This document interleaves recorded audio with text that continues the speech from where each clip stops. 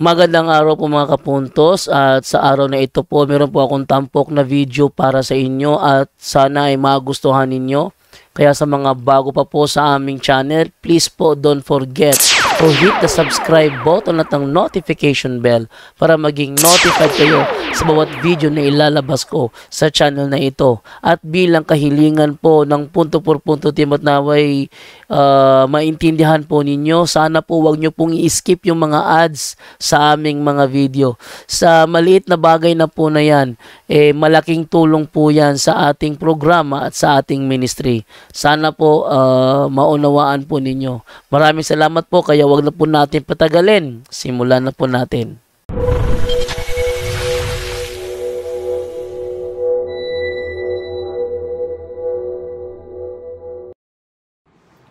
Hello, magandang gabi po. Bago lang tayo nakarating dito sa ating kumbento, galing tayo. May dalawa tayong naatinan na Christmas party. And then may naghihintay din sa atin. Nandito sila from California, no? Si Brother Florencio Valles, no? At meron ding isa. At tinuturuan natin siya sa sinishare natin at pinipray natin kanina. So, mahalaga po yung announcement ko ngayon, ngayong alas 8 po, sa parokya natin dito sa Santo Niño Parish, ay magpakumpisal tayo from 8 to 10. Pero ngayon ay meron tayong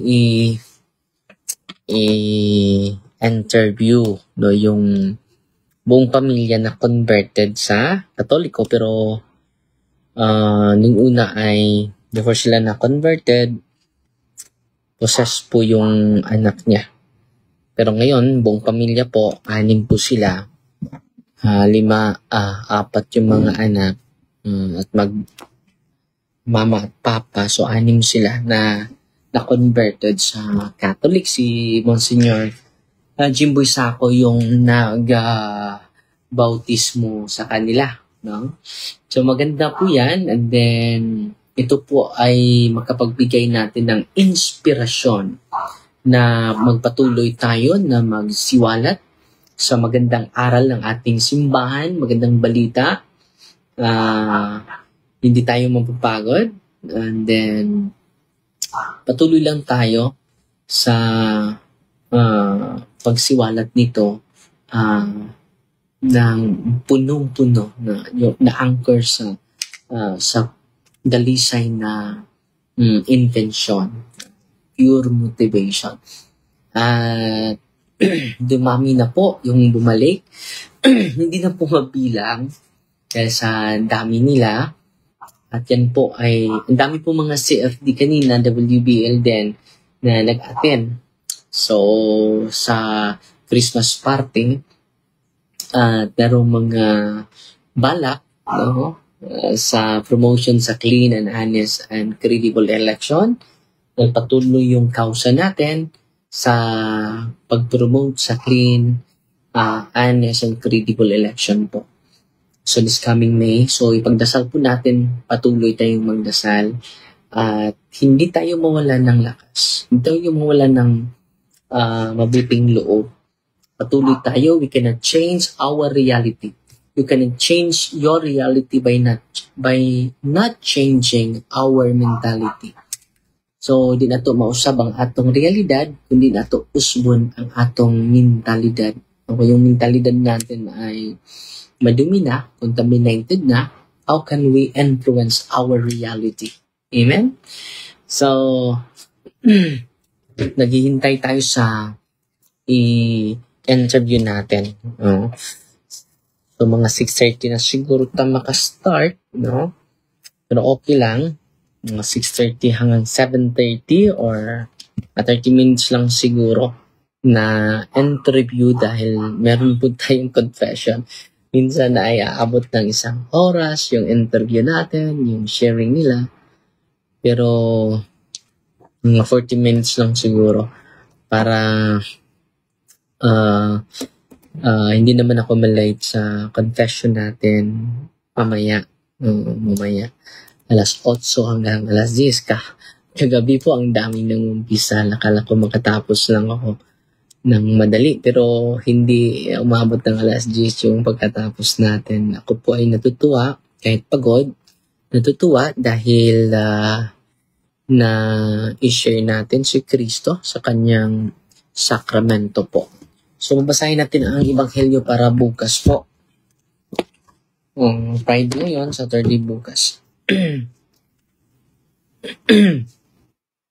So, Friday ngayon, para bukas po ito. So, para bukas po ito.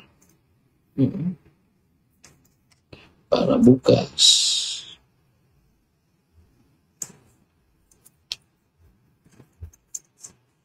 Lucas po, St. Matthew chapter 11, verses 16 to 19. A reading of the Holy Gospel according to St. Matthew. Glory to you, Lord. Now, to what can I compare the people of this day? They are like children sitting in the marketplace, about whom their companions complain. We played the flute for you, but you would not dance. We sang a funeral song, but you would not cry. When John came fasting, and people said, he is possessed by a demon. Then the Son of Man came. He ate and drank, and people said, look at this man, a glutton and drunkard, a friend of tax collectors and sinners, yet wisdom is vindicated by her works. The Gospel of the Lord. Praise be to God. So, ito mga kapatid, hindi natin ma-please yung mga tao. Sa St. John, hindi nag-fasting siya. Ang sabi ng mga tao, nasapian siya ng demonyo. Ang anak ng tao, si Kristo, pumaparito, kumain, hindi nag-fasting, kumain, at uminom. Anong sabi ng mga tao? Glutton and drunkard, lasinggo. No? So you cannot please people. Pero mga kapatid, ano yung sinabi dito? Yet the wisdom is vindicated by her works. Anong point dito? Patuloy ka lang na magawa ng kabutihan. With pure intention, nilang kabutihan na gawa. But it is emanating from pure motivation. The pureness of the heart. Pure yung intention sa paggawa mo. Yan po ang pinaka-importante mga kapatid. Huwag kang mag-rely sa sabi ng mga tao. You cannot please everybody. You cannot please everybody. Yan po ang Ebanghelyo para sa bukas po. The season of Advent is time to fortify the good in us. It is the time. It is the time. Hindi pala, 13 pala ito. December 13. December 27 tayo eh. December 28 bukas. Kamali ako, 13 yung nabasa ko. Pwede mga sa contact number ni Bro Edison. Yes. Ito yung contact number ni Bro Edison, mga kapatid ha. Sa mga gustong mag-contact sa atin at may mga personal na tanong, ito po yung contact number ni Brother Edison 0910-5890-269.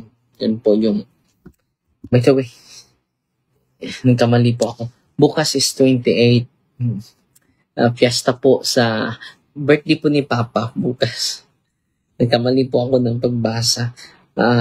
Feast of the Holy Innocents, Martyrs, no? Yung mga martir, no? Sa simbahan, no? Yung mga kabataan na pinatay ni King Herod, no? After the wise men had left, an angel of the Lord appeared in a dream to Joseph and said, get up, take the child and his mother and flee to Egypt and stay there until I tell you, for Herod will soon to be looking for the child in order to kill him. Joseph got up, took the child and his mother, and left that night for Egypt, where he stayed until the death of Herod. In this way, what the Lord had said to the prophet was fulfilled. I called my son out of Egypt. When Herod found out that he had been tricked by the wise men, he was furious. He gave orders to kill all the boys in Bethlehem. Just imagine, all the boys in Bethlehem, in this neighborhood, who were 2 years old and or under. This was done according to what he had learned from the wise men about the time when the star appeared. In this way, what the prophet Jeremiah had said was fulfilled. A cry is heard in Ramah, wailing and loud lamentation. Rachel weeps for her children. She refuses to be comforted, for they are no more. The Gospel of the Lord. So dito mga kapatid, itong fiesta sa Holy Innocents ay patunay po ito na mayroong mga tao na personal lang yung kanilang greed of power, at pwede na silang papatay, hindi silang gustong mapalitan sa kapangyarihan. Ito po nangyari King Herod dahil base sa hula, itong batang ito maging hari ng mga hari. Insulto yun sa kanya, meron palang mas mahigit pa sa kanya. Ako na yung hari ninyo. Bakit meron pang hari ng mga hari? Itong batang ito, so dahil hindi niya gustong mapalitan, pinatan niya. 2 years old and under 2 years old. So yan ang nangyari sa Ebanghelyo. So inaalala natin yung mga inosente. Yung papa ko ay inosentes. So kaya, fiesta po, martyr po, bukas. Okay na? Dala sila? So sige. So dito na sila po. Interviewin na natin from 6 to 7. Magsimula na tayo. Then, kain tayo mga 7. And then, Fight Maria to accept you with a humble heart. God bless.